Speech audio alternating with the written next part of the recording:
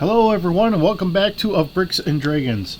Okay, so today we're going to be working on doing our second part here of the Fallout Once Upon a Time in a Wasteland. This is to be the second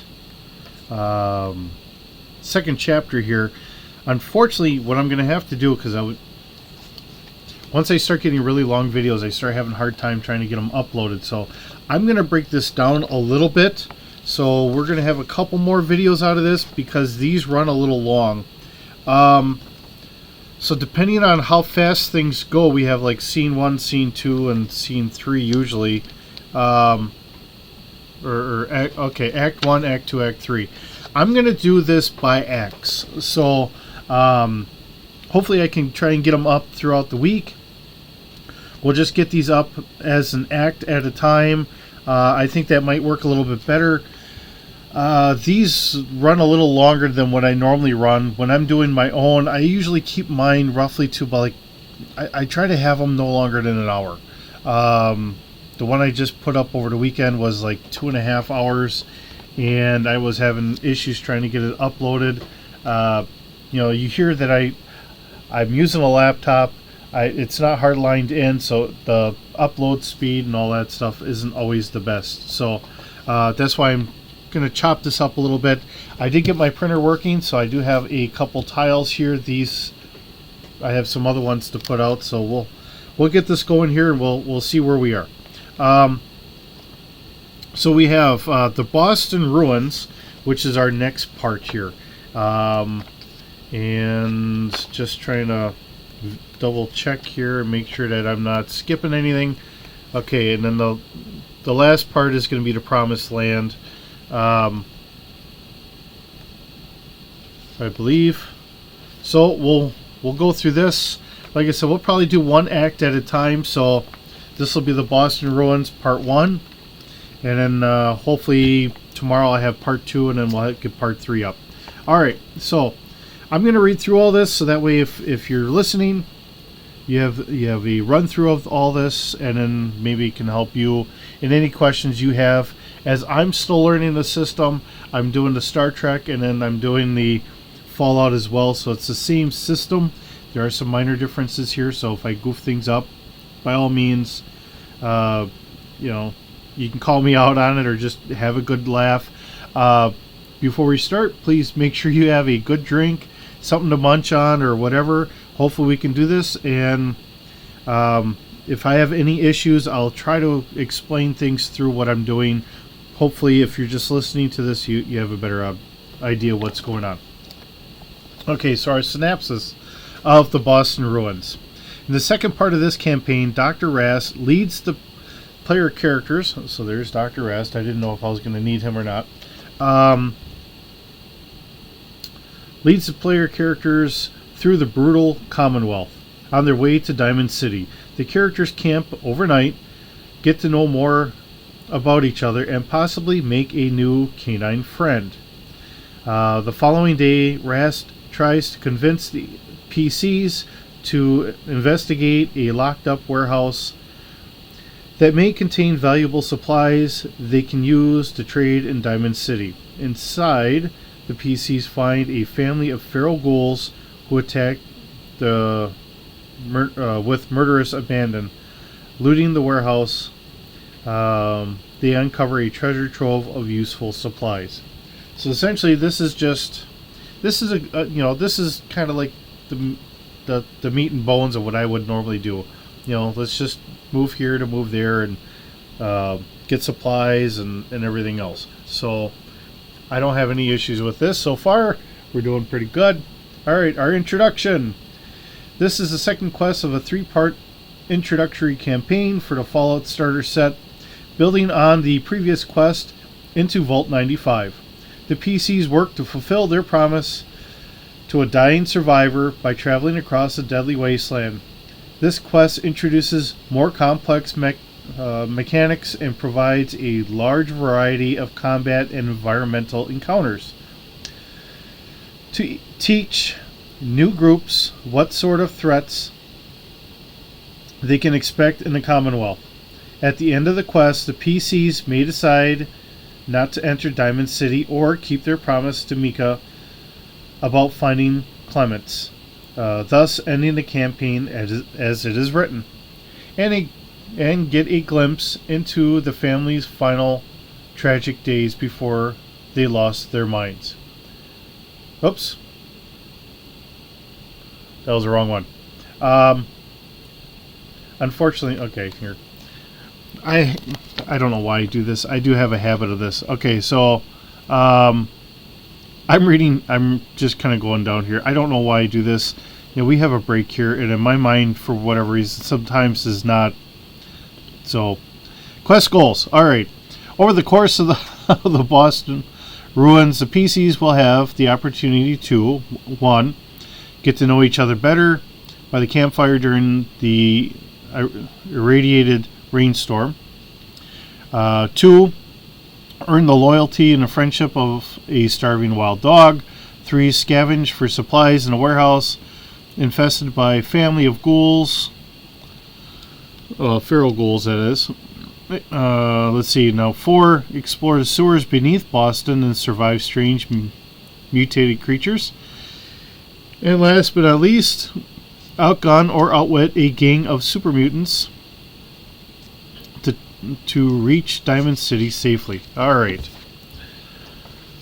So, with any hope, maybe I can outrun them, because I'm always horrible at doing the combat. I admit that. My rolls always really stink. So, Act 1, the first night. To begin the quest, read or paraphrase the following. It has been several hours since leaving Vault 95. Behind after Mika's death. The travel has been hard, but Dr. Rask continues to push recklessly ahead into the wee hours of the night. Slowly, the green hue of the glowing sea outside subsides in the sky above.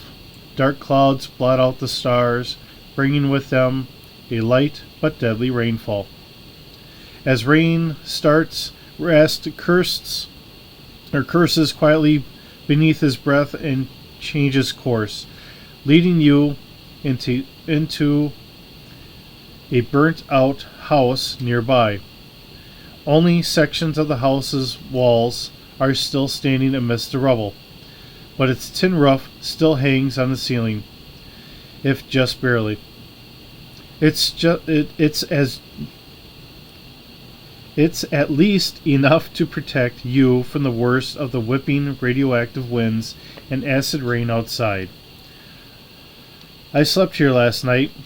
It seems safe enough, Rask explained quietly, as he removes his lab coat and tosses it over a broken couch in the living room. Beneath the coat, Rask is wearing nothing more than a set of dirty underjohns. With a small gesture of his hand, he motions to a makeshift fire pit by which a small pile of unused dry wood remains. I suppose we could stay here the night. Diamond City is still a long hike from here, and we'll need our rest, he says simply, before he disappears into one of the back rooms of the house, leaving you all alone with each other. So, Scene 1 by the campfire. Use the following props to help the players engage in campfire scene and roleplay as their characters outside the mechanics of skill tests and combat. So 5 points here. Point 1. How do you stay warm with a storm raging outside? Point 2. What else do you do to prepare to camp for the night? Point 3. Does anyone have any odd habits that the other characters would notice? Point 4. What questions do you ask each other? And point 5. Does anyone share a story about their past? So I'm just going to throw this in here. When I'm doing this with my group, because we've been working together. I mean, we've been playing for many years. We don't have some of these interactions. We sit down and, the role playing is a reason why we get together and we BS about other things. we don't get into like our characters' heads as much as some other groups might. Really portray that character. Our character for us has always been more of a, these are the stats on the paper. But I want you to remember this: when we first started playing role-playing games, those Dungeons and Dragons years and years ago, and we had what was considered the Big Red Scare. And at that time, people were afraid if you played D&D, you were going to become a devil worshiper and go crazy and all that. So we purposely did that, and that's how we've always played since. So for people that are not playing that way, by all means, have fun. Get into your character. That's great. But I'm just saying for my group, and this is the reason why. I mean, because like I said, we're an older group. We've been playing since high school. Well, actually, since middle school. So for very many years.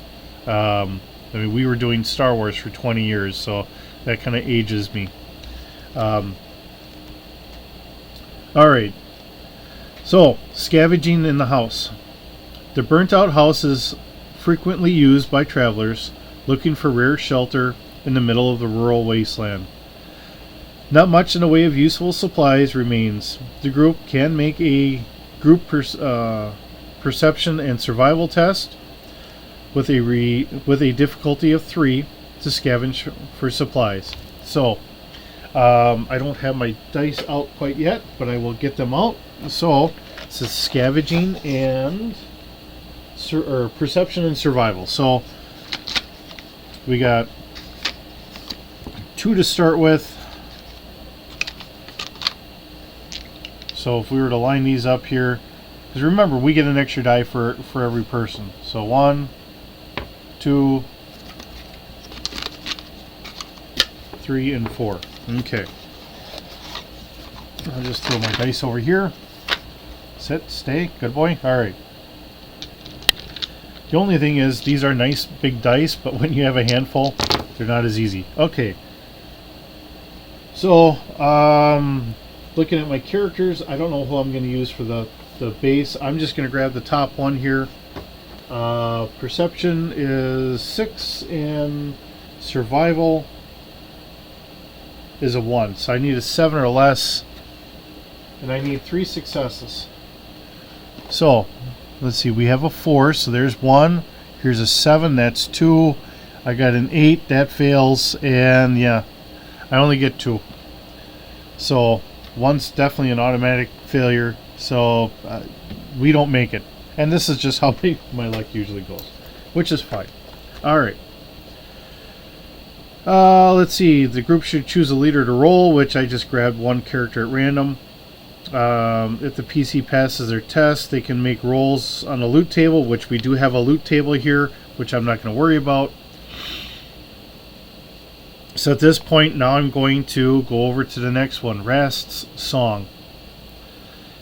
Once the player characters have spent time starting the fire, scavenging, and settling for the night, reader paraphrase the following. Rast returns from the back of the house with an old, weather-worn guitar in hand. He is no longer wearing his gas mask and has changed into a fresh set of clothes, a red wool sweater and dark slacks. The doctor sits down and stares at the campfire, his eyes lost in time in the dance of its flickering flames. After a few moments, he begins to gently pluck the strings of his guitar, just so slightly out of tune, and pleasantly croons a centuries-old song. So we have music in Fallout. So we have 1940s to the 1960s American music and pop culture is a major influence of the world of Fallout. If you're comfortable singing in front of the players, you could sing a verse from a favorite old tune from the era, or otherwise play an appropriate song from a playlist. So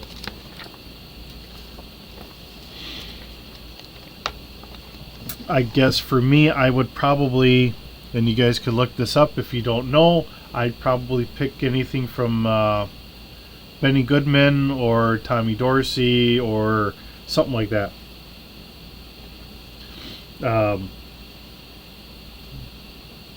just stuff that my father had listened to, and I grew up listening to it. So it's not that it's bad music, it's just, you know, the old dance band music. Alright, after Raz finishes the song, he sets the guitar down and informs the player characters that if they hope to survive in Diamond City, they need to scavenge for supplies that can be traded and bartered. He knows of an old locked up warehouse on the way to the city they can investigate tomorrow. It is well hidden amidst a series of other burned out buildings that make it for easier pickings for scavengers. Raz believes it could have valuables inside, but does not have any more information for the PCs.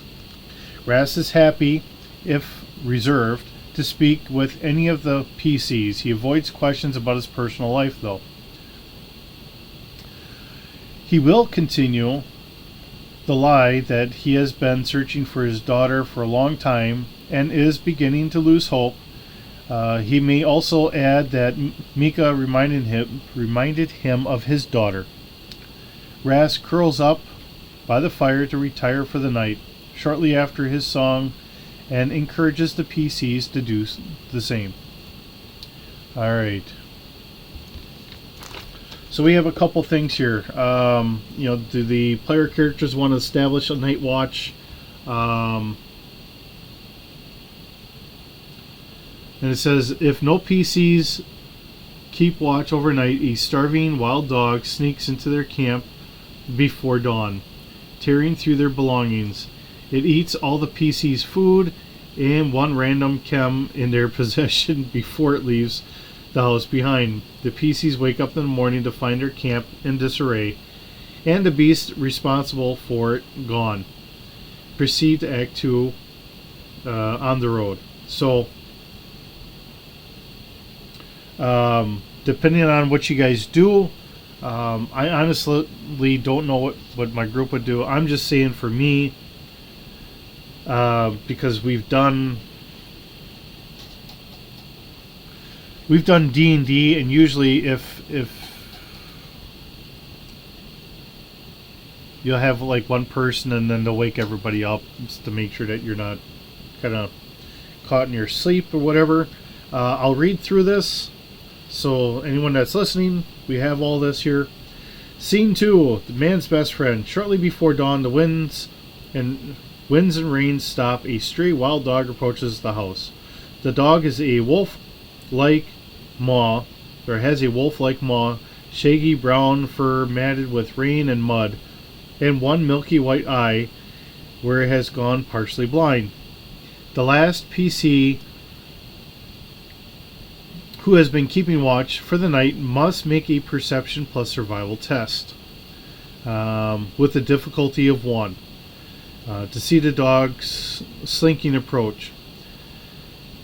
If they pass their test, they can preemptively defend themselves or instead attempt to call the dog or call over to the dog and befriend it.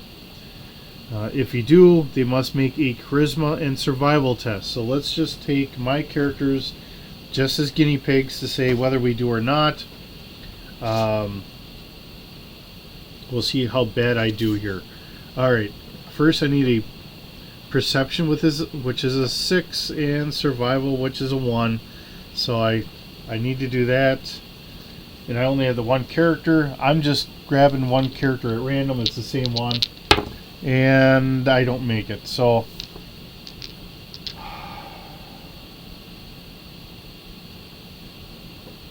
at this point, I do not make friends with the dog. But if you want to domesticate a starving animal, I'll read through this. Oh, here. If they fail their test, the dog lashes out violently and proceed to counter 1 wild dog. So we do have stats for the dog. I'm just going to say I kind of scared away or whatever. But if you want to domesticate the dog, here we are. Let's see. At the end of each day, the PC must make a charisma and a survival test with a difficulty of 3, decreasing the difficulty by 1 if they treated the dog well and fed it that day. If they pass their test, the dog continues to stay by their side for another day. If they fail their test, the dog leaves in the middle of the night, never to be seen again. So, and then it goes on for the encounter of the dog. Dog tag, whether the PCs befriend the dog or kills it, they notice that it is wearing an old rusty dog tag. The cheap aluminum charm is in the shape of a cartoon bone and reads, "Charlie loves you." Nothing else of note happens at the end of the first night. Proceed to Act 2, on the road. So,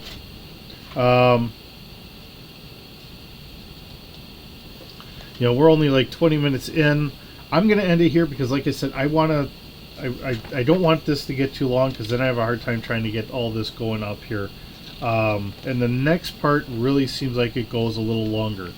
So, nope, wait a minute, scene 2.